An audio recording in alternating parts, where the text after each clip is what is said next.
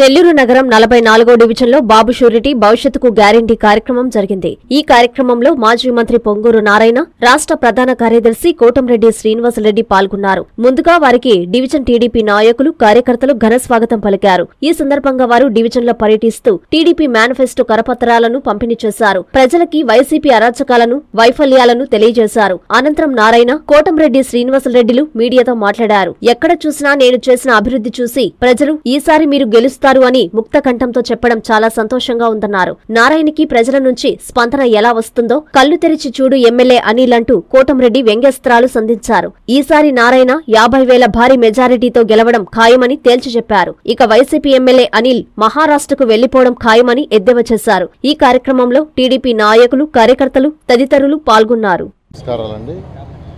ఈరోజు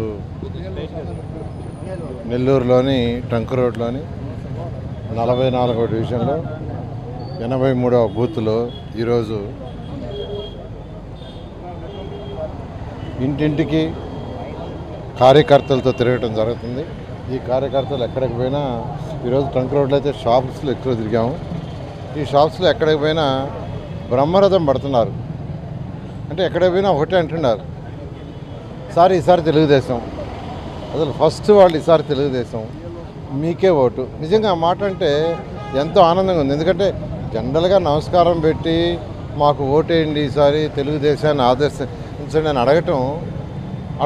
అడిగిన తర్వాత వాళ్ళు జనరల్గా సరే అనాలి. అంత కాకుండా అడక్క ముందే వాళ్ళే చెప్తున్నారంటే నిజంగా ఆనందంగా ఉంది. వాళ్ళు ఒకటి అంటున్నారు, అసలు ఇంత డెవలప్మెంటు ఇంత చేశారు. ఒకటి కాదు, రెండు కాదు, ఒక మున్సిపాలిటీ చేయాల్సిన అన్ని కార్యక్రమాలు, అది అండర్ గ్రౌండ్ అని కాదు, సివరేజ్ అని కాదు, డ్రింకింగ్ అని కాదు, వాటర్ అని కాదు, అన్నా క్యాంటీన్స్ అని కాదు, పార్కులు కాదు, స్కూలు విద్యార్థులకు మున్సిపల్ స్కూల్స్లో 30,000 బెంచీలు ఇచ్చా, ఒకటి రెండు కాదు. కొందరు విశ్వసిస్తారు ఆయన నారాయణ స్కూల్స్ ఉన్నాయి, అవి డెవలప్ చేసుకోవడానికి మిగతా స్కూల్స్ అన్నీ 30,000 స్కూల్స్, ఒకటి రెండు 30,000 బెంచీలు అండి, ఒకటి రెండు కాదు. మినిస్టర్ అయిన 6 నెలల్లో ఇచ్చా. ఈ పక్కన విఆర్ఐ స్కూల్ పక్కనే ఉన్నాను నేను. ఇప్పుడు విఆర్ఐ స్కూల్ పక్కన అంతకుముందు లా కాలేజీ ఉండింది, అది ఖాళీగా ఉంటే ఆ మేనేజ్మెంట్ని అడిగి దాన్ని తీసుకొని చక్కగా ఇంటర్మీడియట్ పిల్లలకి, పేద విద్యార్థులకి ఏర్పాటు చేశా.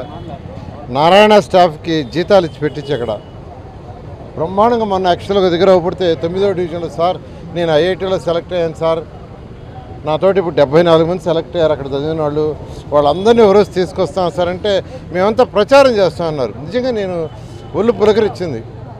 అంటే ఆ రోజు చేసిన దానికి వాళ్ళు ఇచ్చే రెస్పాన్స్ ఈరోజు ఎక్కడికి పోయినా బ్రహ్మరథం పడుతున్నారు. ఎందుకంటే మేము ఎక్కడ అసలు ప్రజలకు ఏం చేయాలో చేశాం, కానీ ఎవరిని ఇబ్బంది పెట్టాలో చూడలా.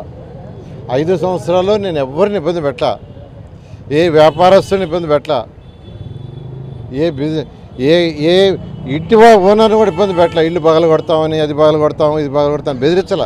అసలు నాకు తెలియదు, అది ఆ పదమే తెలియదు, ఆ బెదిరించాలనే ఆలోచన కూడా లేదు మాకు. అసలు ఆలోచన లేదు మాకు. ఒక ఇల్లు కట్టుకుంటున్నారు, వాడు ఇల్లు పగలు కొట్టాలా అని ఆలోచన లేదు. ఒక వ్యాపారస్తుని బెదిరించాలా లేదు. ఒక బిల్డింగ్ అసలు అప్రూవల్ అయితే ఆన్లైన్ చేశాను.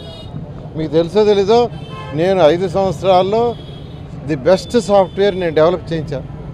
ఆన్లైన్ క్యాడ్లో డిజైన్ చేసి క్యాడ్లో కానీ సబ్మిట్ చేస్తే 5 నిమిషాల్లో వాళ్ళ చేతిలో ఉంటుంది అప్రూవల్.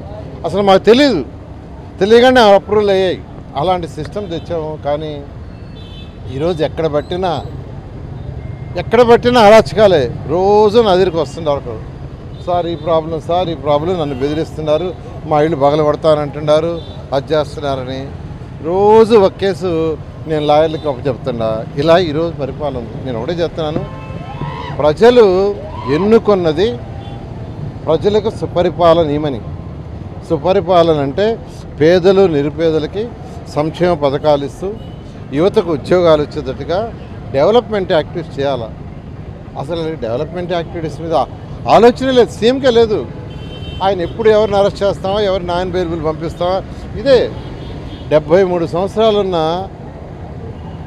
మాజీ సీఎంని 14 సంవత్సరాలు సీఎంగా చేస్తే ఆయన అరెస్ట్ చేసి జైల్లో పెట్టారు. కేసు ఎప్పుడు జరిగింది, జైలు ఎప్పుడు పెట్టారు? ఇంకా 6 నెలలు ఎలక్షన్ ఉందంటే ఇప్పుడు జైల్లో పెట్ట నిజంగా ఎవరైనా అసలు అప్పుడే పెట్టాలా?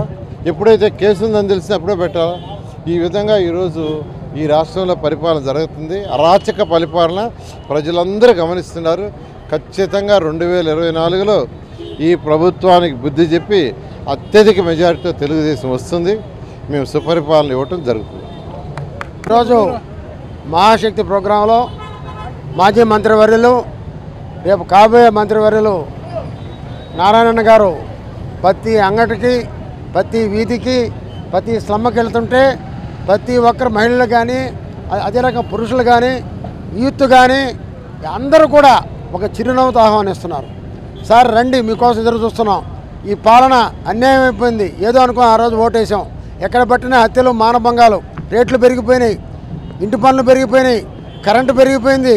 ఆ కాజు చూపించి మాకు తెల్లకాట్లు పెరికేస్తున్నారు, మా పరిస్థితి ఘోరంగా ఉంది అంటూ ప్రతి దగ్గర కూడా సార్ని ఆహ్వానిస్తున్నారు. ఎప్పుడెప్పుడు ఎలక్షన్ జరిగితే మేము చూస్తున్నాం సార్ అంటున్నారు. ఈరోజు సార్కి ఎక్కడ పోయినా కూడా బ్రహ్మరథం పడుతున్నారు. వాళ్ళు చెప్పే నినాదం ఒకటే, ఓటు రౌడీకా అభివృద్ధి ప్రదాతకా. దీంట్లో ఒకటే, ఎన్నో ఏళ్ళుగా ఎదురు చూస్తున్న నెల్లూరు ప్రజలు, దాదాపు 40 ఏళ్ళుగా ఎదురు చూస్తున్న ప్రజలు అండర్గ్రౌండ్ డ్రైనేజ్. సార్ పూర్తిగా 90% పూర్తి చేస్తే ఒక 10% పూర్తి చేయలేని ఈ అసమర్థపు అనిల్ కుమార్ మంత్రిగా ఉండి చేయలేక అది నారాయణకు పేరు వస్తుందని ఈరోజు దాముకుంటున్నాడు. అదే రకంగా అదే అండర్గ్రౌండ్ డ్రైనేజ్ ఉంటే ఎక్కడ దోమలుండో జబ్బులు రావు. అదే రకంగా సంఘం నుంచి కూడా ఒక ప్యూరిఫై వాటర్ తెచ్చారు ఇక్కడికి.